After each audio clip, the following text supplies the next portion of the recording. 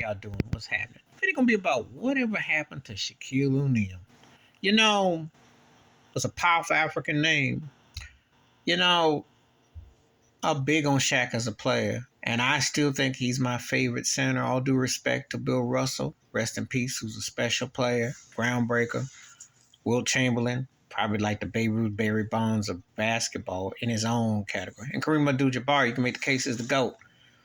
But Shaq was the most dominant in my era, mind blowing. And I always hold him if I was starting a team, as a player, you know, loved his dominance. Great in Orlando, great in the Lakers, Miami. I always follow Shaq. Shaq left that impression on me. As a matter of fact, during that whole Shaq Kobe thing, who would you side with?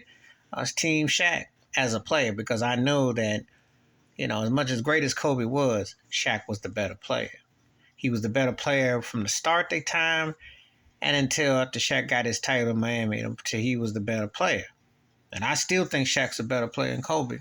All due respect to Kobe Bryant, one of the greatest players ever, but come on now, prime Shaq was something else. But that's not the point here. I do have to take that when I say that because I have to, when I talk about you separate the man from the art or the woman from the art of people and one of the greatest players ever. However, he's always been petty. He's always been insensitive. He's always been clingy, needy to validate himself. He always has to throw his 4 rings, and we know that. And I do think that he has been downplayed with his greatness and his dominance because I see some of these polls and some of these things. I'm going to do about that Lakers 75 mess. That's comical. But I'm going to do a video about that another day, another time.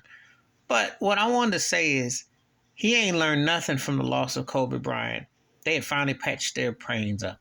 He had not learned from how he got into it with Dwayne Wade. Did not figure that out. He always was being petty. And now this was Kyrie Irving. And then find out his theater was hosting the movie. And he sit there and calls this man an idiot on TV and berates him and talks trash.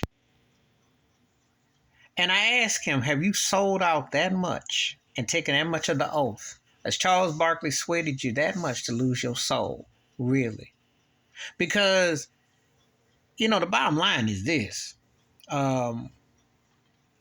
You done everything to make yourself the most influential, polarized, the most important big man. Commercialization. Probably, yeah. You're probably the go-to big man as far as commercialization goes because Wilt, Kareem, and Russell combined and get half the endorsements and stuff you got. And Bill Walton, if you want to throw Bill Walton as one of the 10 greatest centers, they're not seeing Shaq's endorsements and his power and how he's been marketed and all that.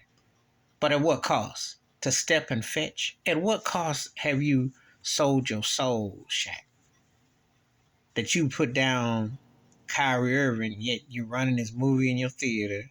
You call him an idiot, but you were in his movie. Remember Uncle Drew?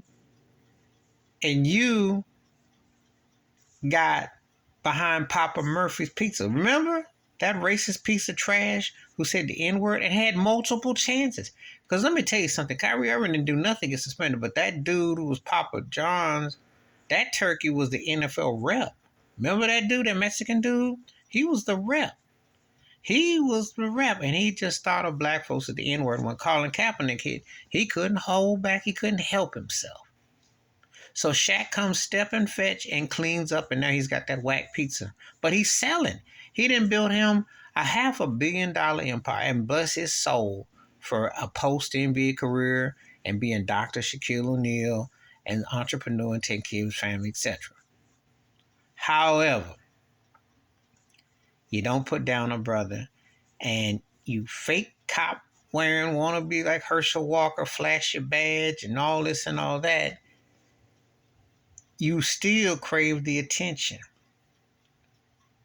You're not that deep to call another black man an idiot. Not anybody, but especially another black man. You ain't that deep to be doing that.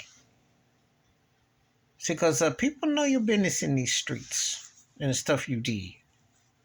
But you see, you're sitting up there trying to tap dance on that plantation, which ain't got much use for you. Because if you ain't goofy and grinning, and I know all the deeds that Shaq does, I ain't taking none from that. But this thing with Kyrie was uncalled for.